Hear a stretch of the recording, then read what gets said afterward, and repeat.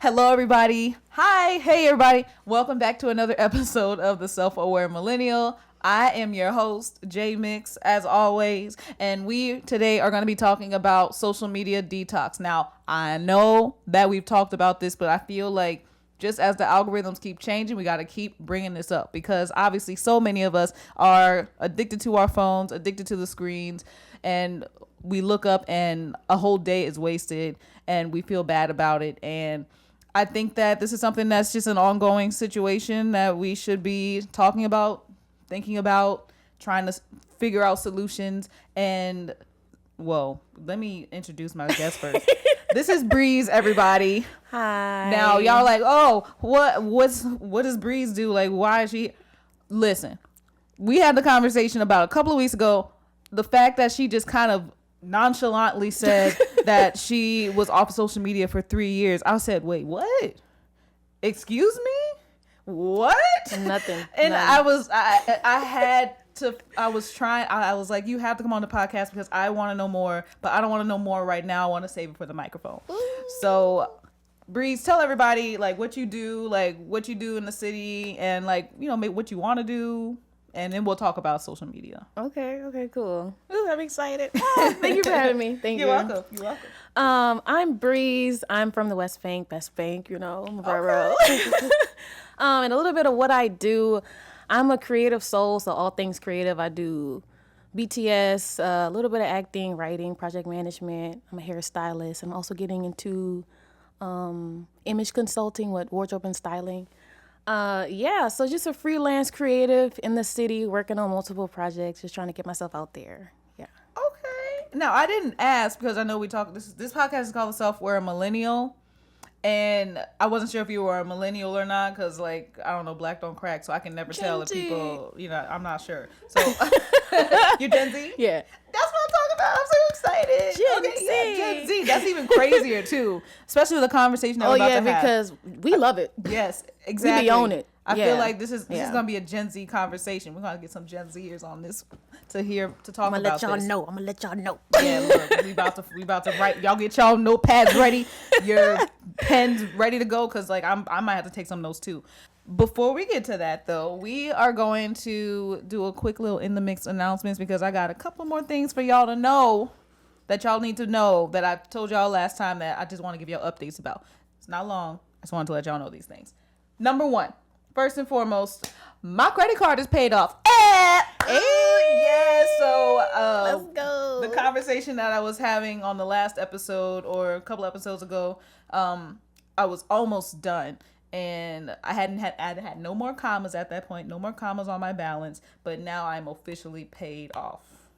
Amen. And that means that all the money that I can now make will go strictly to student loans, because that's the next part.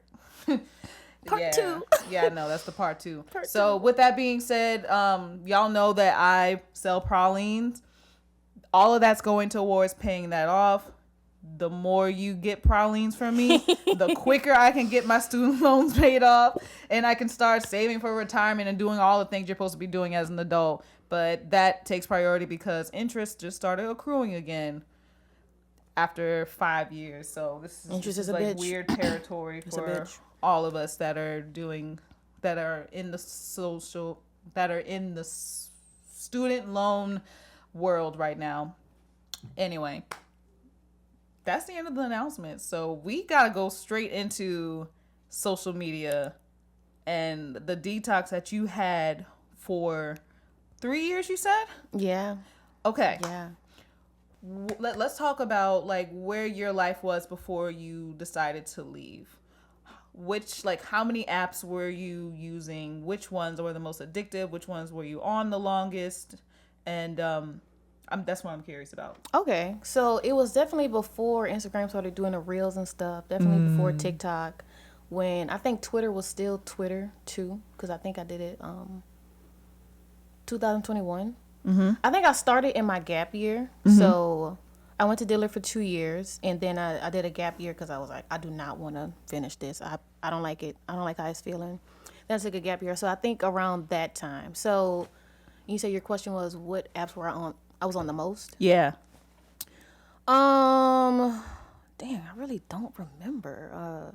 Because I never really liked Instagram, but I know like I would get on it for the wrong reasons, like comparing myself a lot. And I was on, I think I would say I was on Twitter the most. Okay. Yeah. Okay. Yeah. So, what incentivized you to leave then? Like, what was the breaking point? It just started affecting my mental health. Like, even when I first got Instagram in high school, I was like, I don't understand this. I'm like, I never was a big picture person anyway, and like I never knew what to post, and like I never got love on my pictures and stuff, like lots of likes and like comments and stuff. And I measured that to where like I kind of measured that in coordinates to my identity. I'm like, if the virtual me is not getting love, like what is the in-person side of me? Like, what does that mean? It was really hard for me to connect the two and understand like these are two separate entities. Like your worth and your value doesn't really get determined by likes, comments, reposts and stuff. So, and I never liked it. Like I would know the people outside, like in real life, and then on Instagram, I'm like, and it's two different people. And it's like I got tired of like trying to differentiate that, trying to process all that. I'm like, and I will see them post. I'm like, y'all are doing this to post, not to genuinely be in the present moment. And I just didn't like that. I didn't want that pressure of feeling like I had to record everything in my in-person moments instead of being present. Yeah. So that was another reason why I deleted it. And I really was never fond of it for real. Like, I never ever liked it. I was on Twitter a lot because I like to write and I would like post everything like that, my thoughts and everything. But yeah, I eventually deleted Twitter too because I'm like, I don't need all these people's thoughts in my feed every day. And I'm like reading this and digesting this, you know, especially when I'm already struggling with the platforms. Right. So, what year did you leave social media? Like, when was that breaking point? I guess I'm curious because, like, I'm wondering, like, where the algorithm was at that point and, like, how deep was it? Like, did you leave before that? Or, like... I think, girl, I was not on social media when I was in cosmetology school. Okay. And I don't think I was on social media for the pandemic. No, I wasn't because... So, I think, like, 2020, like, probably the end of 2020 or the beginning of 2021.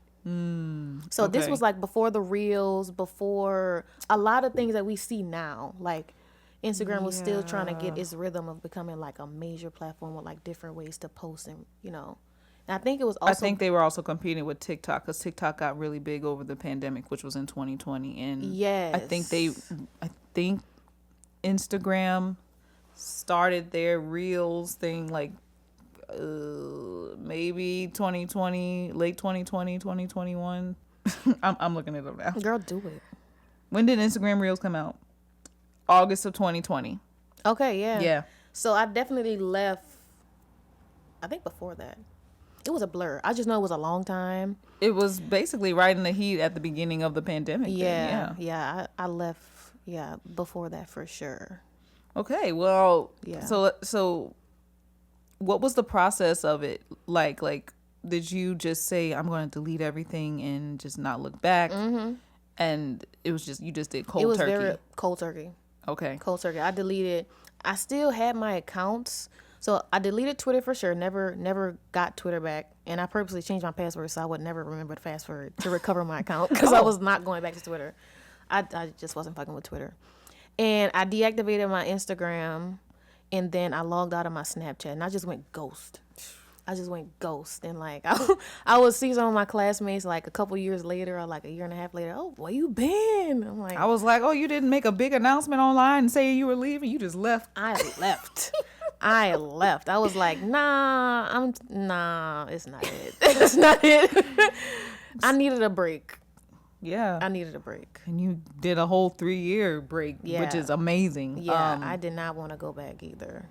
Did you have moments when you were off that you were like, oh, maybe I should get back online? Did you have any like incentive or any like yearning to be like, oh, maybe I could be online right now? Like, did you ever have that?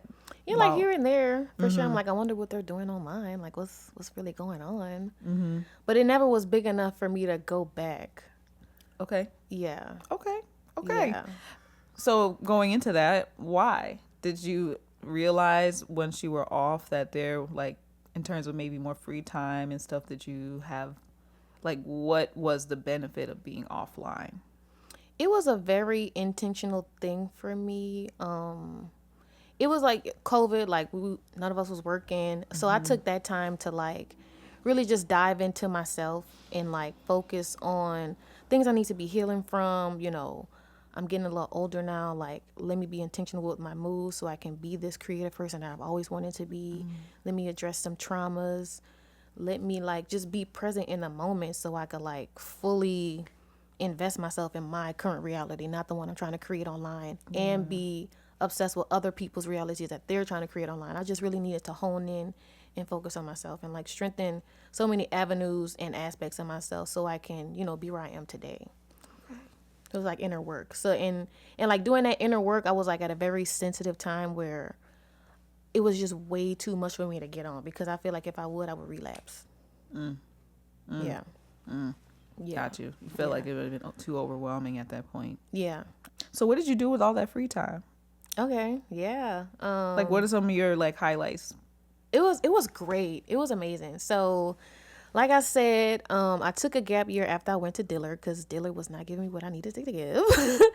So during that gap year, I was like really intentional. I didn't want to like I dropped out of school. I didn't want to be that person who dropped out of school and not doing anything. So during that first year, I did volunteer work. I was with a nonprofit organization called Next Generation Ministries, where they went to public schools that were underfunded and like taught kids leadership and life skills, all based on biblical principles. So I got really into that. I wound up being a volunteer for a high school, and then I wound up being a speaker for a middle school.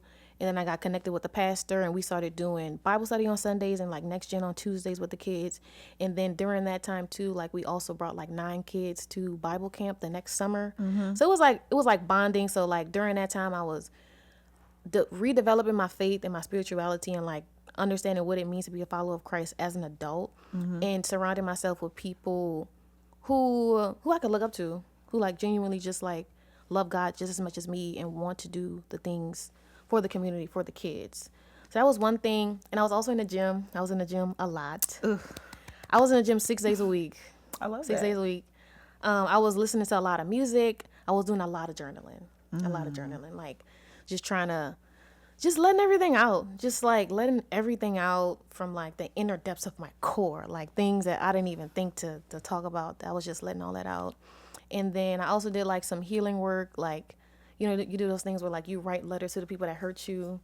So it was, I did a lot of work. Like I wrote letters to like, you know, just some family members, and like just letting it out, like being honest about how I'm feeling, how I feel now, if I forgive them or not. Did you write those letters and then give it to them? Oh, okay. It was raw. It was raw. I could not give it to them. I was like, what'd you do? Did you burn them? Did you? Yeah, I like ripped them up and threw them away. It was like me letting it out. I get and it. then releasing it and just letting it go. I love that. So it was like lots of releasing time, like giving back to the community, just like breathing and kind of diving in more to who I am and what I want to do, and like what would that look like. But it was definitely during a period where I was rebuilding my identity. That was like what the main thing was. And it's like, I didn't need social media to distract me from that identity. Like I needed like a pure space with like no noise to just really like hone in. And then after that, I went to cosmetology school. I did that for 2 years. And I think I gradually got back on social media because my instructor was like, you need to have a page to promote your stuff. And around that time too, I started getting into photography. So it was like a slow progression of me getting back on there. But it was, at first it wasn't even my page. It was like strictly for photography, and then my hair page. And then along the line, I kind of made it back into my personal page when I felt mentally ready to do so. I feel that. Yeah. So when you deleted your social media, did you deleted those accounts? I deactivated them. You deactivated them. Yeah. So you still had them. I still had them. Yeah. Okay. So in that regard, I'm curious, because obviously people are like, oh, where can I follow you? And you don't have social media anymore. What were you telling them? I was telling them like, yeah, I'm not on social media at all. And that's what it is. And like, if you want my number to continue to connect, like you could do that. But like, I'm not on the gram for real. I'm not on Snapchat. Like, I'll get your Snapchat because I still got it, but I don't be on it, y'all. Yeah. I don't be on it. So, and also during that time too, it kind of made the relationships a little bit more intentional because people kind of keep up with you through Instagram. Yes. So like, if you genuinely want to keep up with me, get my phone number. And They I mean, surveil you. yeah, they watch you. They watch you. Yeah, so, and I didn't really get too much of that because I was really like to myself, like just focusing on, my identity, my path, focus on cosmetology and what that would give me after I graduate, and then just slowly getting into the creative world. That's when I started doing background too, and I was in cosmetology too. So like, I feel like the detox really helped me progressively move into my creative avenues that I'm in today. And I appreciate that so much. Okay. Let's talk a little bit more about the creative journey that you were on while you were off of social media. Like, what were some of the sparks, some of the creative like revelations that started to come to you because you weren't on social media nearly as much? Maybe it's like just the pure boredom of life. I don't know. I know for me sometimes like I just have to be off for a bit in order to, I guess, return to myself to a point to be like, oh, I have energy and to write a song right now. I don't know. It's because you have more like time is slower off of social media. So you have more time to do things for yourself that you've been meaning to do, or you feel like you don't have enough time to do because you're using all that time on these devices. So I'm curious, like, when did you start feeling that spark again in your creativity once you were off? Like, how many months did it take? I would say the creative spark was always in me. It was just a matter of channeling it more and being a little bit more intentional. Because, I mean, I was doing art for a really long time. Like, I did, like, in high school, I took, like, all 4 of the art classes. I used to write poetry. I used to write, short stories and stuff. And if anything, like, the creative journey just progressed. And then I really love portrait painting. Then I went to school to be a portrait painter.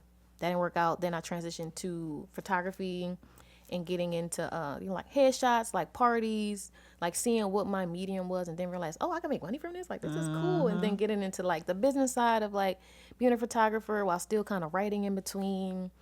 So I guess as far as like how many months in time, like it wasn't a real time because I was always creating something.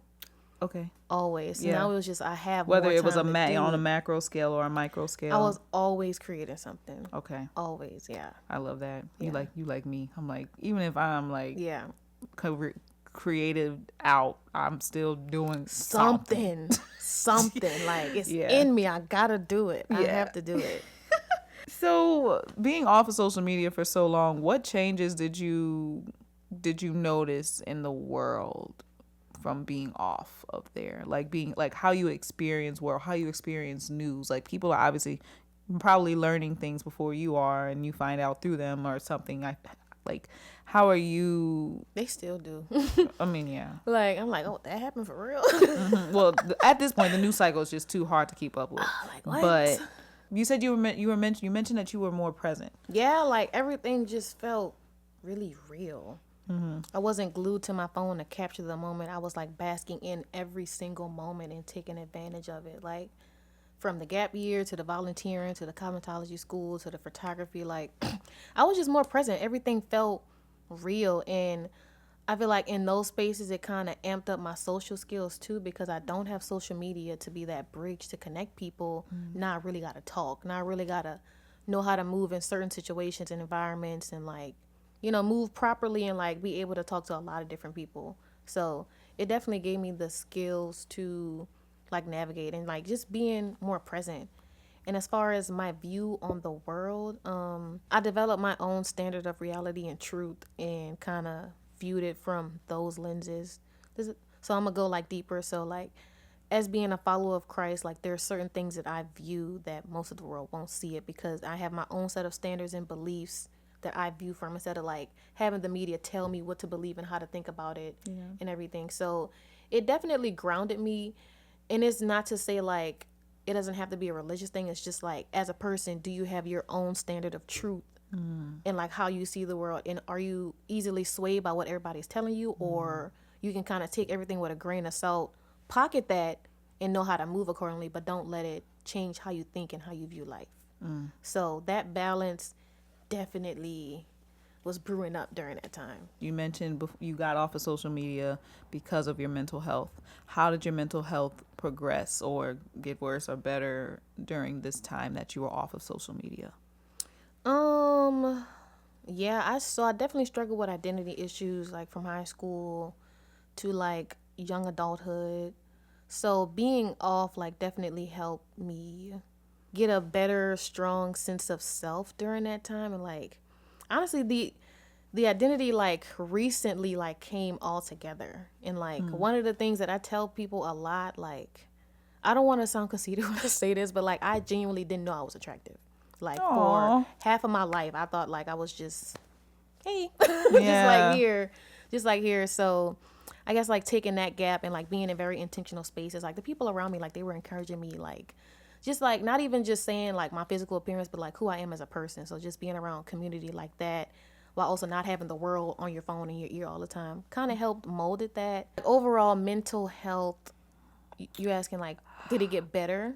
Like, yeah, did it get better? Or like, what are some, even if you have like any physical signs that you noticed that maybe have improved with not being on social media? Like, I know for me, it's anxiety. Anxiety definitely improves. I don't know how anxiety shows up in your body, but for me, it shows up like my chest shallow, very much like breathing is, I can't, I'm usually sometimes hyper focused on one thing and it ruminates and I can't think about anything else for the rest of the day. And it just happens because I don't know.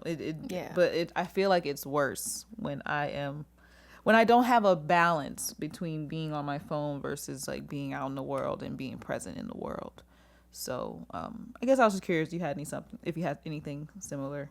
Yeah, for me it was overthinking. Overthinking and the identity issues, like, you know, who am I? Like, what do I stand for? Like, do I just exist? And like overthinking like how I look, how I move, what other people are doing, overthinking situations, overthinking relationships. Like, it was definitely like an overthinking spiral. And now I can say like, since I got off of it for that time and like was intentional during that time, it definitely improved. I still catch myself overthinking certain situations, but I kind of like check myself and like sit back and just kind of detach myself from the situation, but still be connected to it. So you have like a nice balance.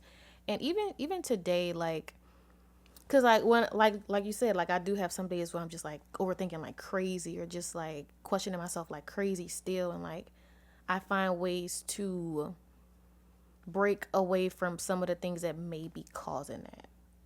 So you have the discernment to figure out what it is. Yeah. Or do you find it's easier when you're not like obviously on social media?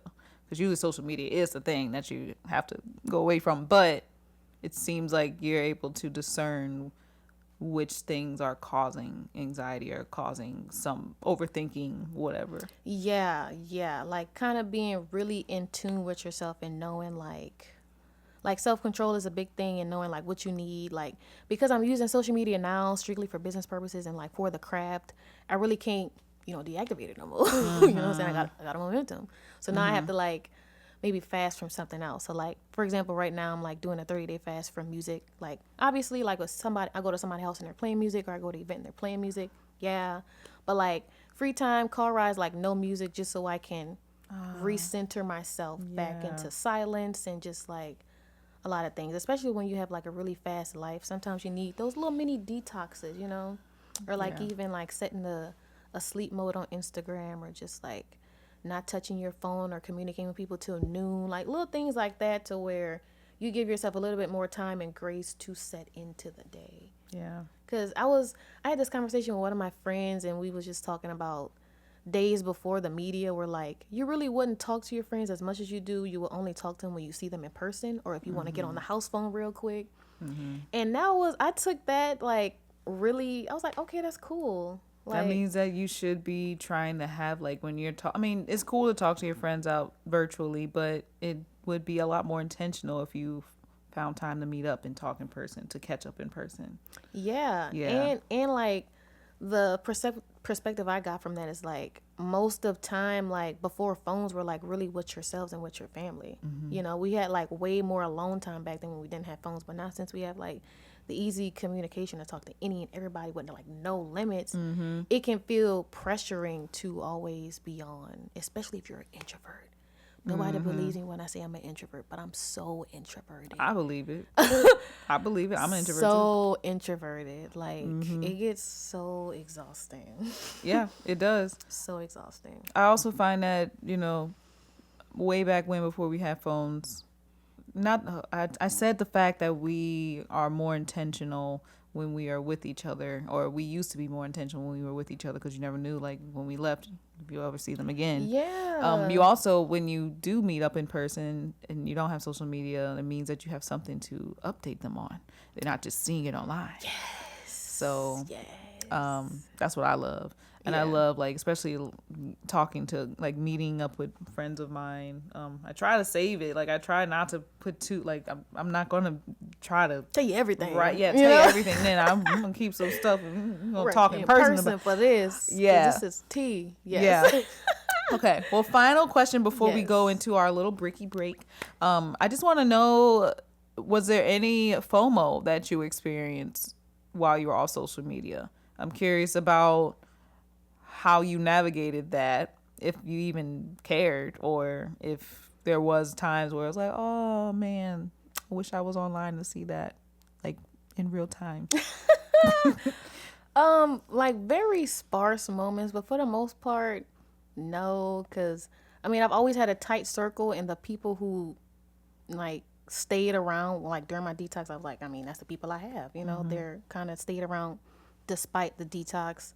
And I didn't really have FOMO of like events and stuff as much, because I was really focused during that time, so it was like like, you know, eventually I know I'll be back out there, like going to the events and like going to the birthday dinners and stuff, and like going to the parties. So not really. It was so releasing and freeing, for real. And I also, that's when I subscribed to like a lot of YouTube channels who kind of did the same thing, like, you know, on a social media detox, like, let me tell you how I deal with it. It's been great for me. I'm like, let me just give you some words of encouragement. So I kind of developed my own sense of community during that time, to where like it didn't even feel like I was off. I mean, yeah, because you're still living. If not, you're probably living more than a lot of people. You are, like, it made you realize for sure how people are so like obsessed with the fake reality, to where like they don't even live. That's what I noticed for sure. Like up front, like people don't live anymore. They just try to create false narratives and false experiences. And I've seen it like with people, the occasional times I will go out, I will see people, they wouldn't really have fun. Like they wouldn't, I like to dance when I go out. I like to talk to people. I like to have a good time. Like I like to go to multiple places. And it's like, them, they just be like a fucking buzzkill. Like, oh, let me take a picture. Oh, we having so much fun, but we really not having fun. Yeah. Y'all just trying to be cute and post online, and it's like, I don't need to do that. It's for the aesthetic. Yeah. It's for the aesthetic. And like the main reason why I never liked this, like I never knew how to get that aesthetic. And I realized later it's because like I wasn't living for the aesthetic. I was living for life. That's Aria. Hello. Like, here she is again, y'all. Oh, the Look. beautiful creature. Yep. She always make her appearance at least once in an episode, and you decided to do it right before the break. How perfect. Okay, well, you know, maybe this is a sign. So we will come back in just a moment. Obviously, if you're on YouTube or wherever we're posting visual these days, you will see Aria. If not, then yeah, you might see her eventually, I guess, if I put her on Instagram or something like that, but it might take a little bit of time. She is a ham though. All right, y'all. Well, we'll be back. I want to get into your life now that you are back on social media. But before that, I just want to know what incentivized you. You mentioned it just now recently about being in cosmetology school and being encouraged to get back on so that you have a page for the stuff that were you in like hair and makeup, or like for cosmetology school? What were you doing? Cosmetology is hair, makeup, facials, eye like waxing, like it's it's the mother of beauty. Oh, okay. Yeah. Cool. So in terms of what you needed your page for, you were going to obviously be showing off your services and what you did. So like, what were your initial thoughts when they were like, oh, well, you need a page? You had like no choice, like nothing. I was not trying to do it. I was like, do I really need a page? I did not want to do it. I didn't. I guess what I'm curious about primarily is like, if you're doing all these different things in cosmetology school, if someone were being like, you need a page for this, I'm thinking myself, Style Seat existed back then for hair, and like, is Style Seat just for hair, or is it for like other stuff? I think it's just for hair. Maybe. Okay. Yeah. I guess what I was curious about is like, I don't know, people still, there's a lot of stuff that happens within word of mouth. Yeah, you could still, like, why not just get a website? Exactly. Yeah. And like, this is a tangent, but I'm gonna come back to your question. Yeah. Being on that topic, like I've also watched a lot of YouTube videos where they have no social media. They rely solely on word of mouth. And that's a huge thing. People still talk, you know, like, cause every time you do a head, every time you do a project, that's like a walking billboard in the streets. Yeah. You know what I'm saying? Yep. And honestly, a lot of my clientele came from word of mouth.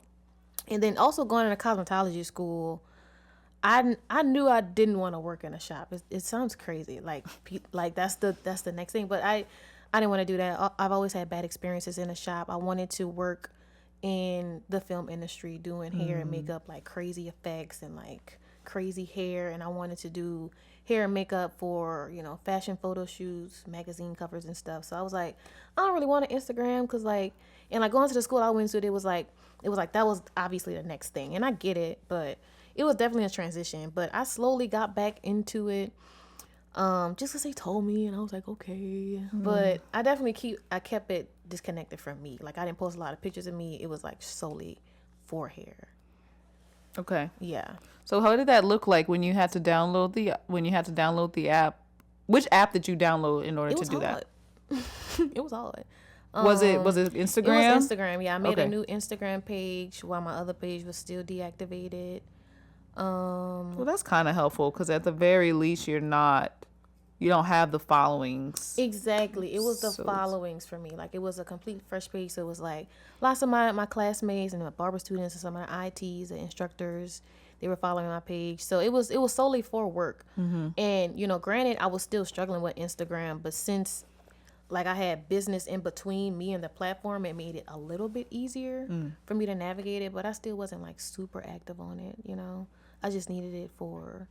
So what's interesting, because I mean, I didn't go to cosmetology school or anything, but I'm curious about like, and this is kind of going off topic from social media detox, but like, I guess why would someone who was still in school need a page when they're still in school? You know what I mean? Yeah, it was like a Especially when you're still understood- learning and like, Yeah, because it was weird. are they because- trying to teach you how to market for social media? Kinda, and they also encouraged us to be doing hair still, because a lot of the students, and like me too. So like, they I do knew encourage you to do hair outside of school. in the meantime on some low key shit, like, you know, Yeah, I was about to say like some look, because I mean I've been doing hair since I was 14. Like, I've done everything. So I knew how to do hair already, and a lot of my classmates knew how to do hair. And it was like, you need to have a page, since, you know, you're already doing hair, you in school, you could document, you know, you got your license and stuff. So it was kind of like helping for marketing, and then helping for when you do get your license, you kind of already built up that platform and following to where you're more marketable to shops, to more people, and just to more opportunities.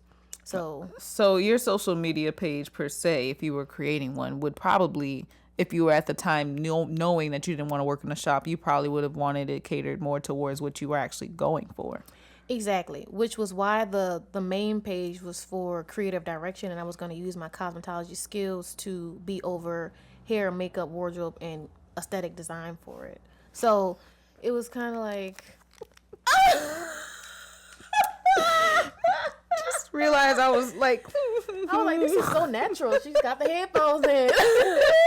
Yeah. didn't even know, but only people who are watching will know what just happened. So That's something. yes, continue. Okay.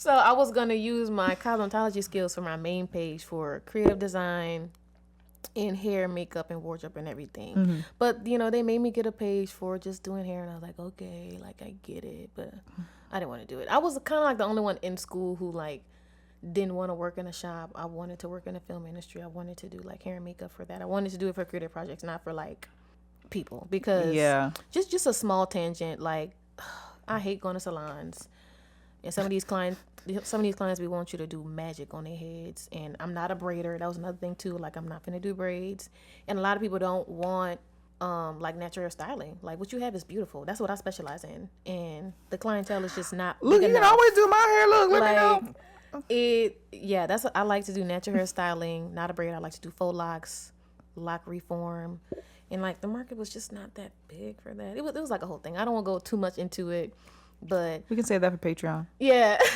the main reason why I didn't want to do it because it was like all those aspects. I was like, okay, I'm gonna do it because y'all told me to. Yeah. Yeah. I mean, yeah, sometimes you have to go with what the school that you are paying for to get a certificate or degree or whatever, and just you kind of be like, yeah, but also doing stuff on the side to do the things that you actually want to take from that degree. Exactly. It was really hard, like trying to remember that. And this goes back to the detox too. Like I was able to hear what they were saying, like get a page, but I also knew the route they were telling me wasn't the route I wanted to go on. And I feel like that detox kind of helped me differentiate that and kind of stand ground on what I want to do, despite all these people telling me what I should do. But also respecting that they've been in the industry a long time, but also like I know what I want to do too. You know what I'm saying? So I still listen. So that was like a nice perspective learning moment for me. Good. Yeah. Good. Yeah. Well, let's talk a little bit more about you rejoining social media. Since it had been 3 years, I mean, that's a long time. I think a lot can happen in 3 years. That's great. What year was 3 years for you? Like, what was that? What year did you rejoin? Do you remember? Yeah, I'm gonna say roughly like 20 to 23. Okay, so 2023. Okay. 20, like roughly around that time. Okay. Yeah. So, what were some of the things that had changed since you had last been on those platforms? Like for me, or like Oh, I mean, yeah. So, like, what did you notice about the actual social media platform itself? I was like, oh, this crazy. Does it I was feel like, they really getting people attention bad. Like Yeah. this is crazy. And like, leaving right before they started to do the reels and then coming back to like a new platform. I'm like, whoa. Oh, yeah, it's especially like with Instagram, It's a yeah. market grab. It's like it's a content grab. And now even now since I'm on it heavily, I'm like, you really have to have like a strong mind to not be on the screen for like 8 hours because it's catered to grab your attention for real. And I realized that instantly when I got on. I was like, oh, this is what they doing. did it feel like overstimulating? Yes, it still is. It still is. Like I still use it like with a grain of salt. Like I use it strictly for business. Like I don't post no personals. All I do is repost other creatives, look for opportunities, respond to messages, which I want to collab on, and dip. Yeah. Yeah. Yeah. You gotta make it quick because you could get sucked in real quick, especially that little explore page Oh, I don't even go on and there. the reels. Like, and there's Yeah. like a whole algorithm. There's a thing. For You page and all of that. I'm like, don't make it for me.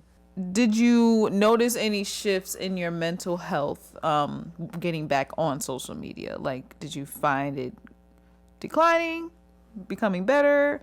Like, were there some like highs and lows, some positives, some negatives? Okay. Social media for you, So I'm gonna say it was mental health, social media, mental health, like the whole just thing.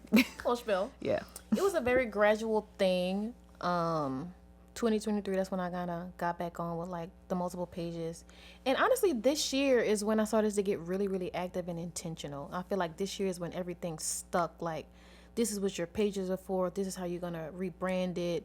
This is what you're not gonna do on it. This is what you are gonna do on it. So it's been great. And now I'm like at a healthy point to where like I'm gonna start my own podcast. So I'm gonna have my YouTube account, and then I started a TikTok.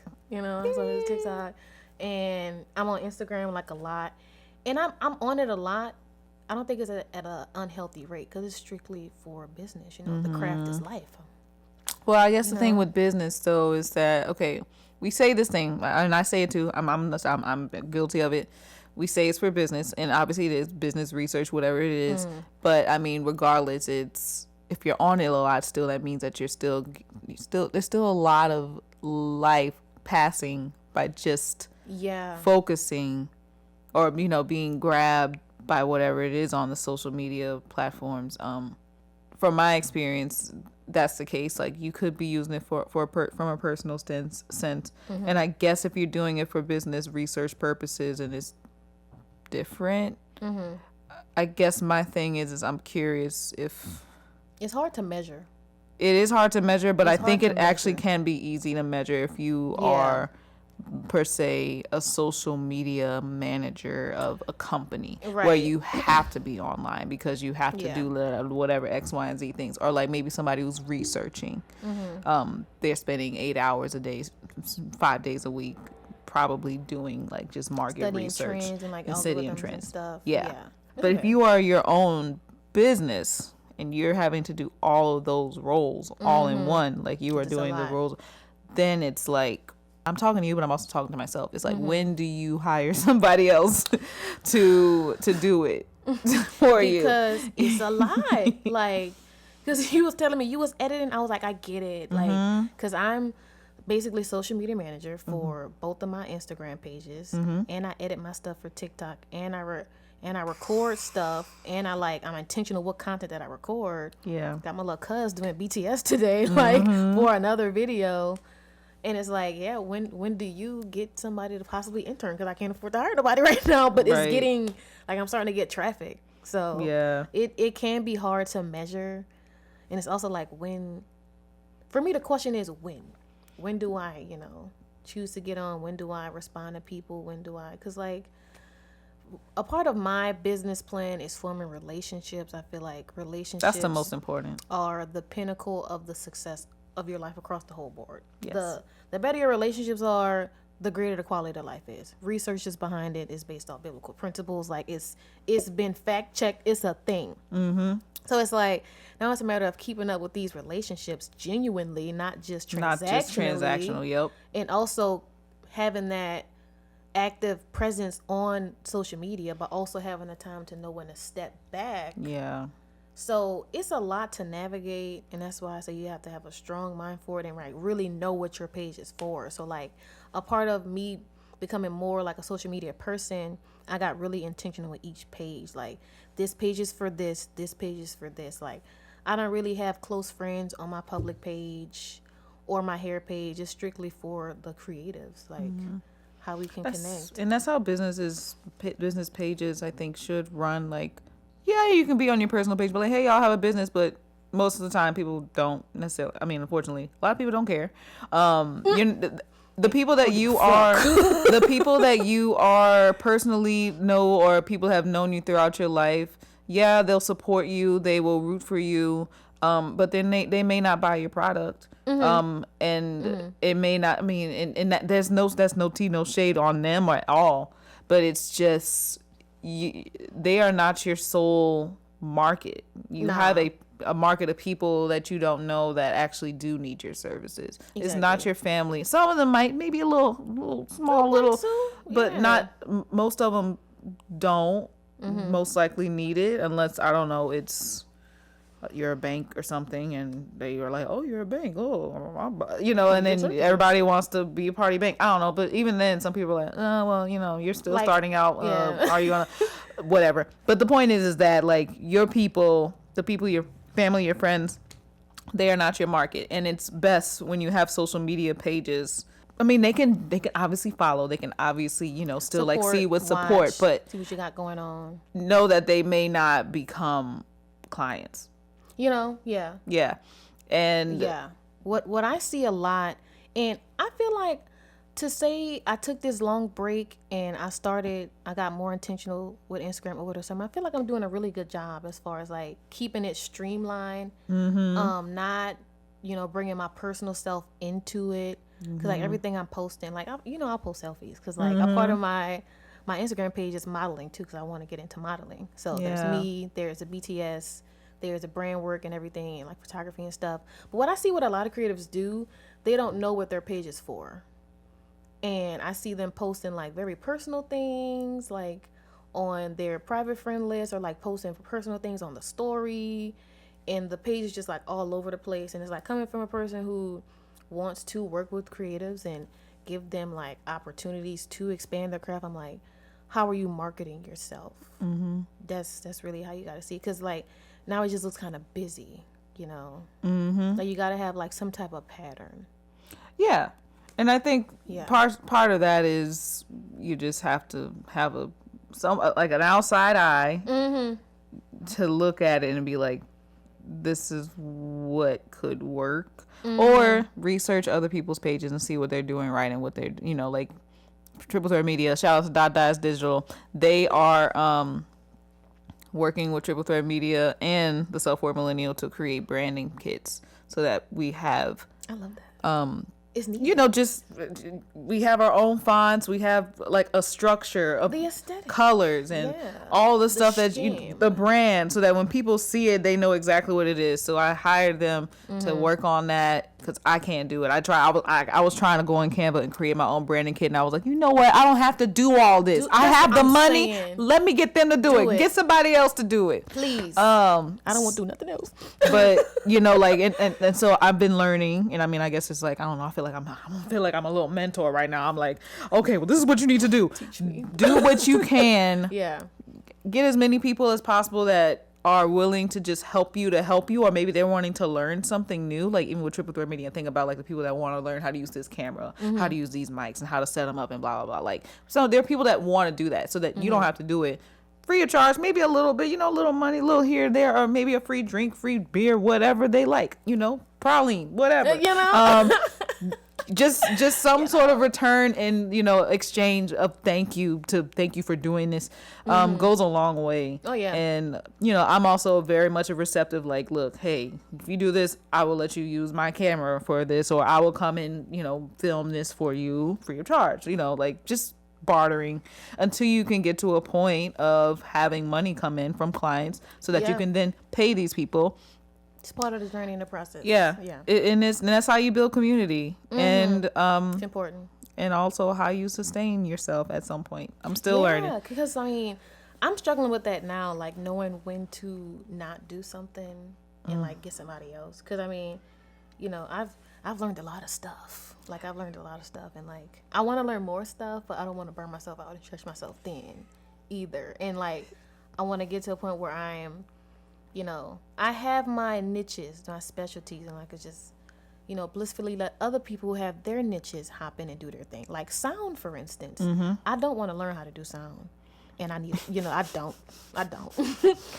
Yeah. No, so I'm gonna need a sound. Yeah, get someone else Yeah. to do that part. Yeah. The 'Cause I parts mean- that you don't feel like or can't do. You don't have to do everything. Yeah, yeah, and like some people, they generally they will work for free for the experience, for the opportunity, like so, cause they're like on the same kick as me, the same kick as us. Like we believe in the passion project. Like Yeah. we'll do this for free.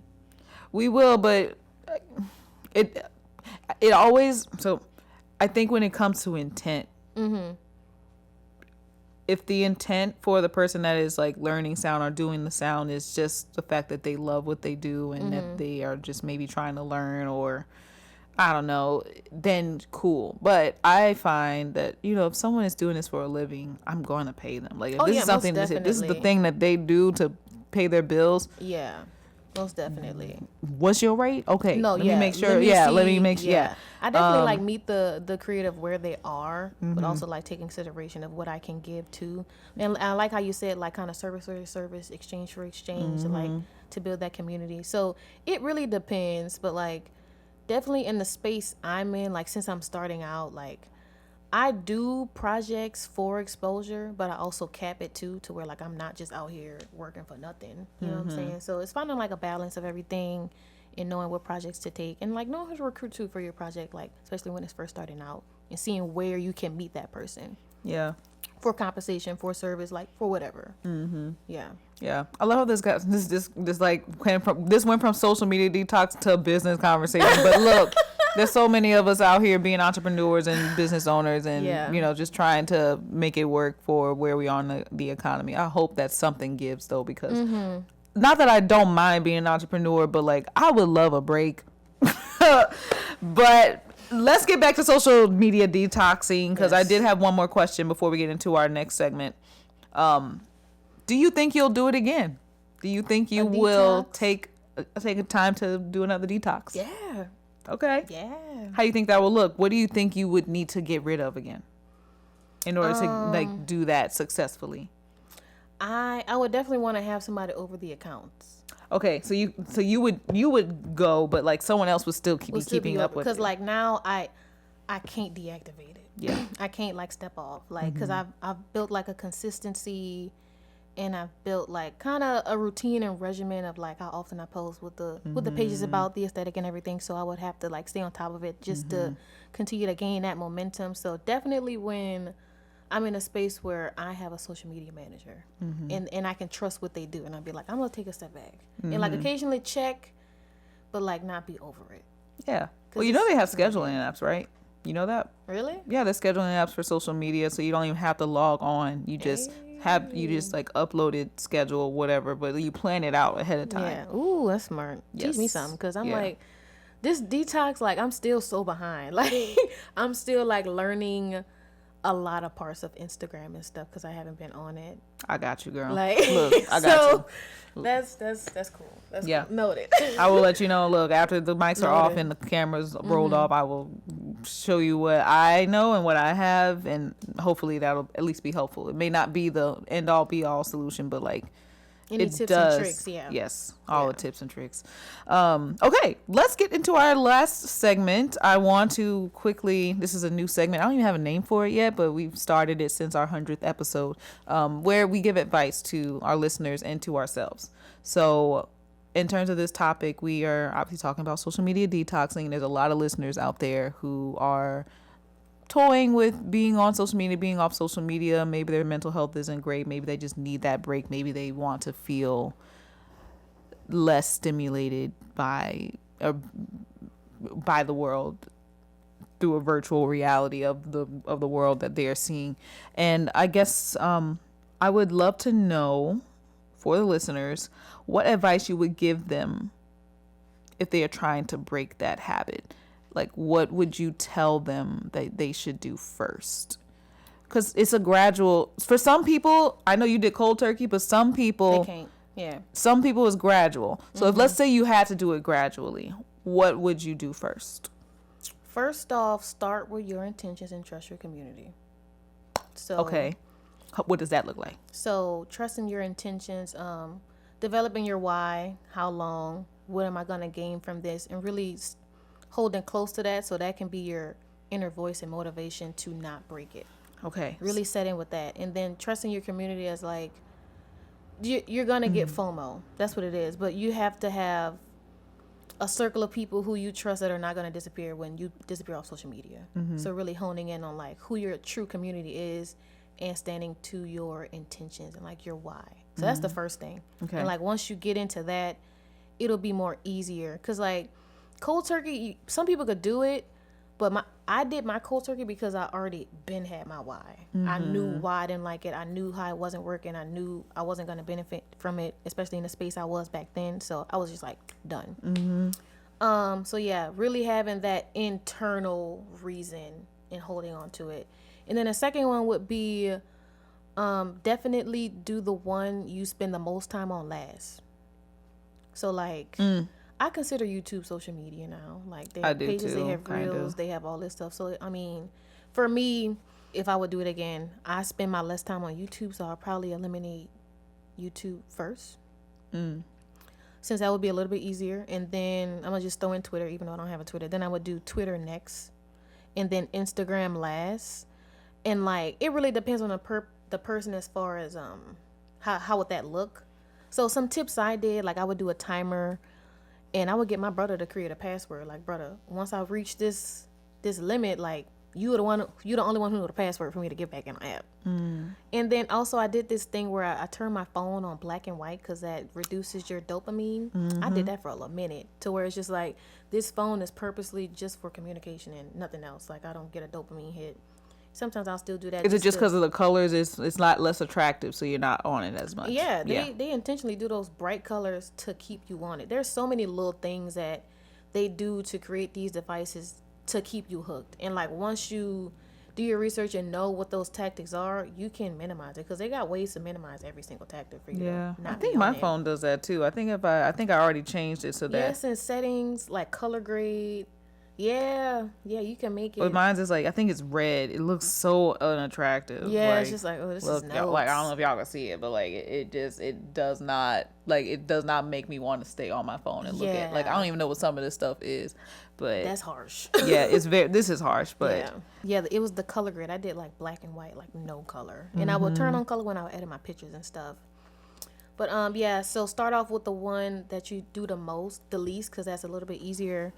And then just gradually reduce your time on it, and then in supplement, replace what you're gonna be doing instead. It's like a Yes. fast. I so like like that. when you fast, you take away something. Ooh, excuse me. You okay. take away something, and in place of that, you do something else. So find your in places of like, oh, instead of being on YouTube, I'll be reading a book, or I'll be journaling, or I'll do a hobby that I've always wanted to do, or I'll cook. Like I'll just do whatever instead to where like I'm occupied and I won't feel like I'm missing out. yeah. And then in between time too, if you necessarily don't trust your community or you have a small community, I mean, I had a small community too. Just be a little bit more intentional when you do go out and start making new communities to where you can go out and it's fine. I mean, there's so many things you can do. There's Especially so in many, New Orleans. there's so many things you can do, so many cool people you can meet. So yeah, just to streamline it, start with the one that's you use the most last. Be intentional with what you spend your time with, what you spend your time on since you're not on it. Trust your community, know your intentions, and give yourself grace. That would be the last one. Give yourself grace because it's hard. It becomes in a routine. It's a habit. It's an addiction. It's an addiction. I mean, it's really hard. So give yourself the grace and understand that it's going to be a process, just like anything else is. Yeah. Wow. That was profound. Thank you for Thanks. that. I know I'm like, this is for the listeners, but also thank you. Like, I feel like I got something from it too. So the last thing I would like to do is get some advice.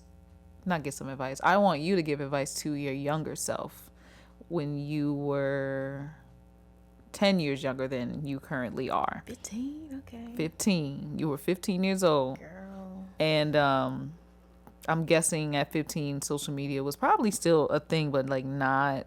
A whole thing. It was a whole thing? Well, it wasn't. It was becoming a whole thing. Okay. Yeah, it was still gradually growing up to be a whole thing. Did you have a phone or social media at 15? Yeah. Okay. Yeah.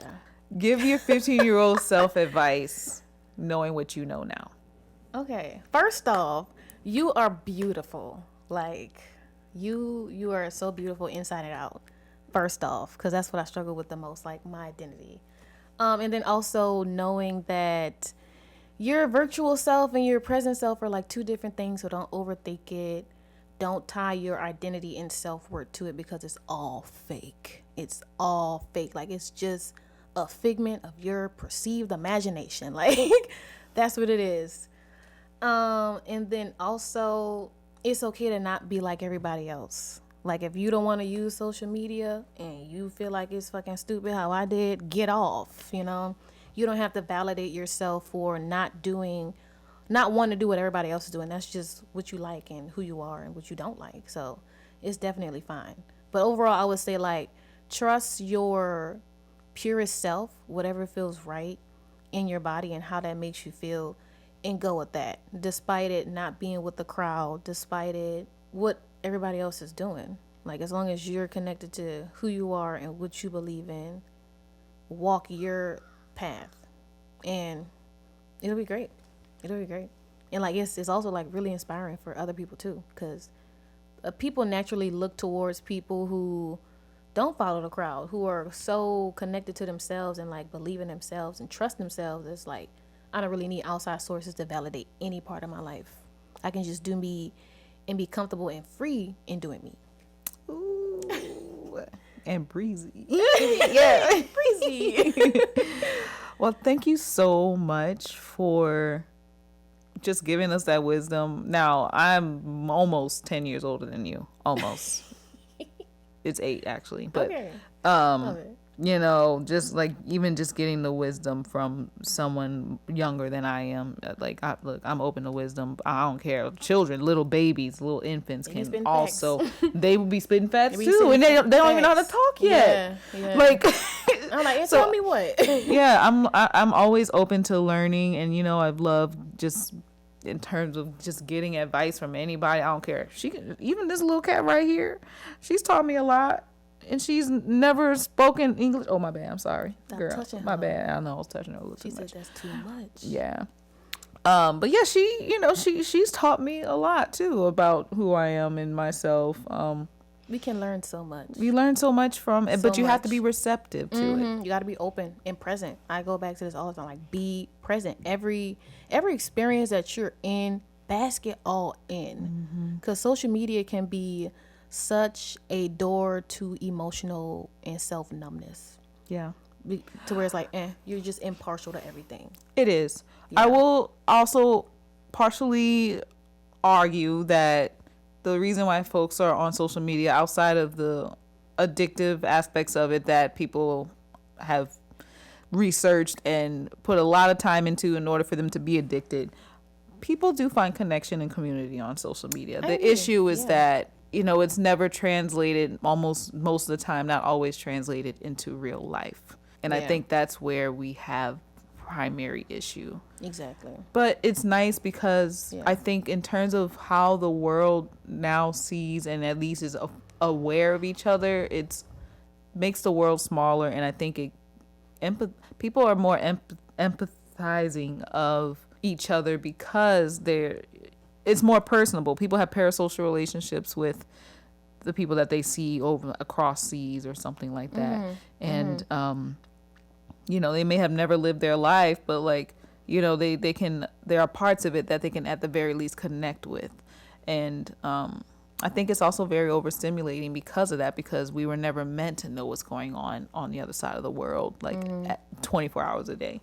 So balance is key. Yeah, balance is key. But also, you know, now that it's here, it's just figuring out, like you mentioned, how to compartmentalize, taking time to do, like, have this block of time to do this. Okay. And then have this block of time to do that, instead of having the full day be the one thing because you were addicted to it or whatever. But yeah, I really appreciate you coming on and just spitting those facts. Thank you so much. It was great. Before we get out of here, I want to just quickly do some closing thoughts. Yeah, social media for me, as y'all know, has always been, y'all see what I put online, especially with the podcast page, which has been a little bit more, we've been running and doing a lot more posts as of late, just because I have the time technically, and I also realized I enjoy it. I think before social media became more of an obligation, there was still a part of it for me in terms of making videos and creating content or whatever. Like, that was something that I just enjoyed to do, period. And that's how I've always been. Oh my God. I just found like all of my videos from high school and like before middle school that I saved on my photo bucket.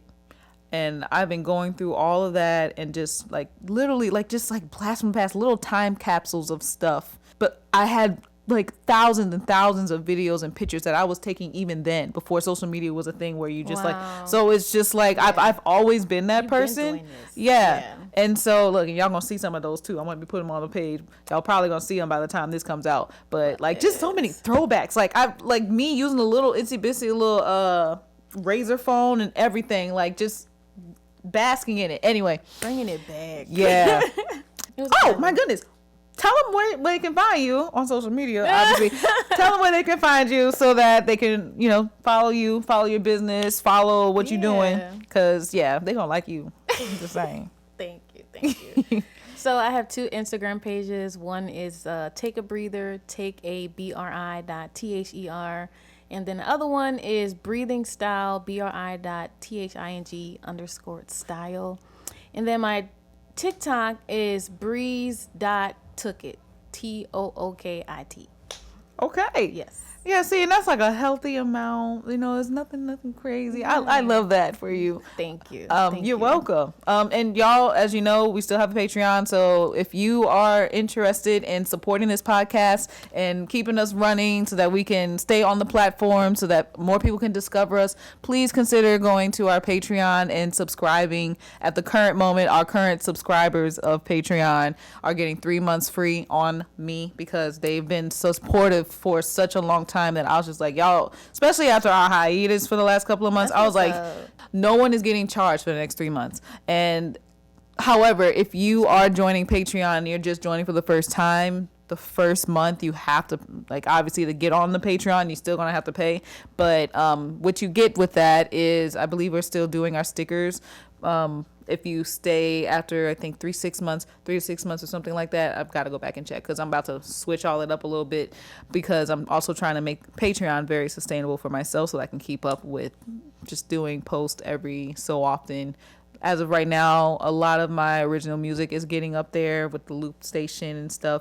So I'm sharing a lot of that, just sharing a lot of reflections. And hopefully at some point I will be getting back to doing some more bonus interviews, but we are not there just yet, and that's okay. So check out Patreon, www.patreon.com/theselfaware and we will see y'all next time. I hope that y'all have a great day, and yeah, we love you. Bye. Bye.